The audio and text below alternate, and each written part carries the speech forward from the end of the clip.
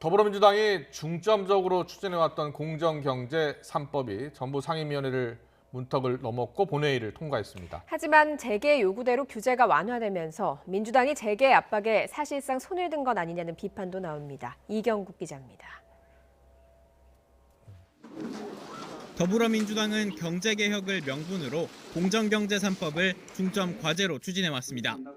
상법과 공정거래법 개정안, 금융그룹 감독법 제정안을 묶은 건데 문재인 대통령도 이 법안들을 콕 찍어 언급하며 성과를 거두길 바란다고 강조했습니다.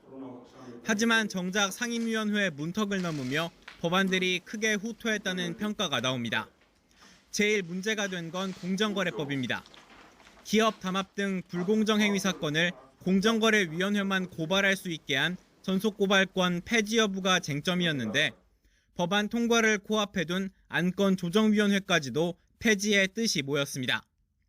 결국 민주당은 정의당의 캐스팅 보트를 얻어 법안을 전체 회의에 올렸지만 통과 직전 전속고발권을 유지하는 수정안을 내 가결했습니다.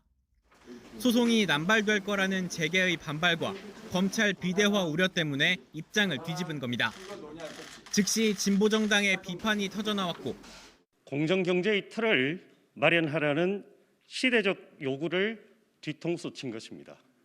재벌개혁의 원칙을 뒤통수 친 것입니다. 시민단체도 법안들이 공정경제와는 무관해졌다며 민주당이 친재벌 정당임을 선포한 것이라고 비판했습니다. 상법 개정안도 상황은 마찬가지. 감사 선임 시 최대 주주와 특수관계인 의결권을 3%만 인정하자는 게 정부 원안의 핵심이었는데 수정안에서는 사회이사인 감사를 뽑을 때 합산이 아닌 개별 3%씩의 의결권을 인정하기로 했습니다. 경영권 침해다, 투기 세력의 악용 가능성이 있다는 재계의 요구와 우려가 상당 부분 반영된 겁니다.